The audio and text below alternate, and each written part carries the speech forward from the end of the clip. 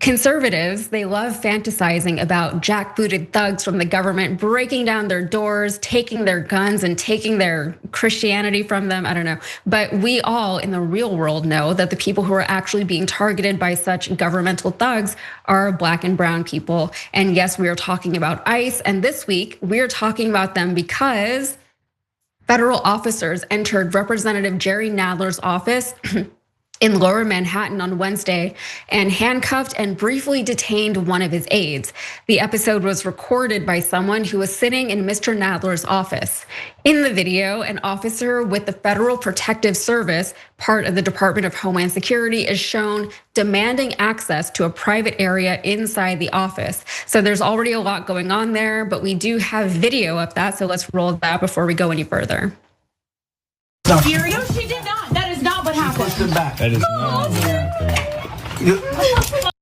Okay. What? Hold on a second. Give me your contact information right No, now. I'm gonna give you time to speak to you. Hey. That's what I'm gonna do. We got you. I got you. You're okay. I don't have to. You're okay. You're okay. You're gonna be okay. I'm a federal officer. We're here checking on something. We have the right to check. I'm giving you. Do not resist. Stop resisting. You harboring rioters in the office. So there's not a problem. Let's walk inside. Let's walk through.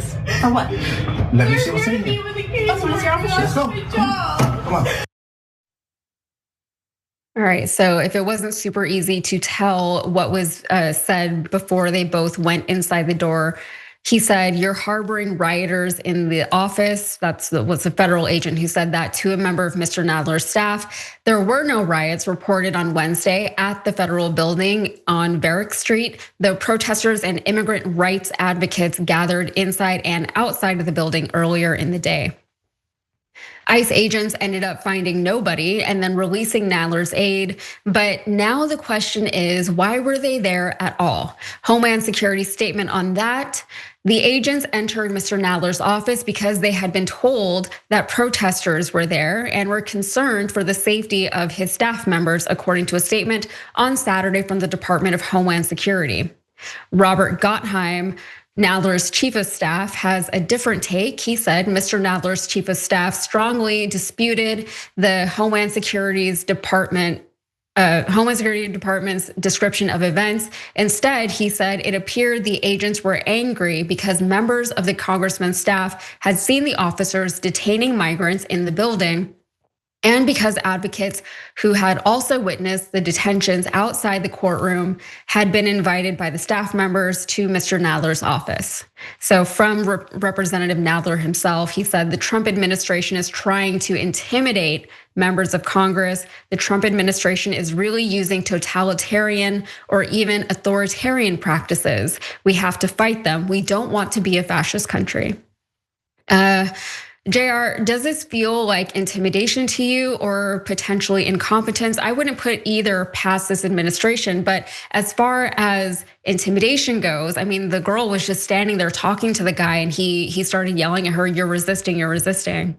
Well, this is why there's terminology is always used in these situations by these types of folks. That's why fascists do things like this. So you call people rioters and terrorists in any kind of normal situations. When they were sweeping up people off the streets or taking people off of college campuses, and they called them all rioters and terrorists and all these types of folks, so that then anytime that they have this excuse, they'll use that same language and then walk into someone's office like Jerrold Nadler and they say, "You guys are harboring rioters."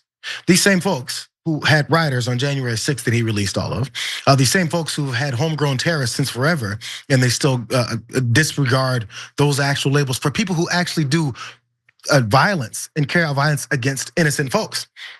So they reserve these types of terms for the people that they're going to go and target and attack like this.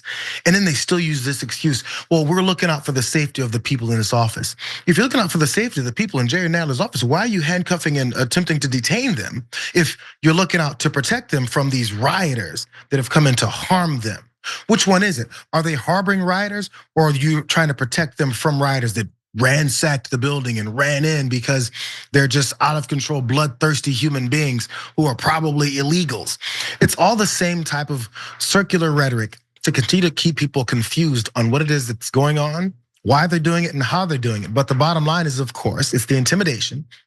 And then making sure that other folks see this and know, yo, you better not pull off these types of illegal maneuvers or any kind of illegal actions or First Amendment rights where you speak out against things that this administration disagrees with. Because if you do, we'll call you a name and then we'll go do whatever we want. Because again, I've got the police behind me. I've got federal agents behind me. We've got ICE agents behind us.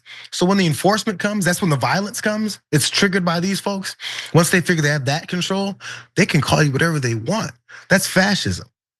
Yeah, absolutely.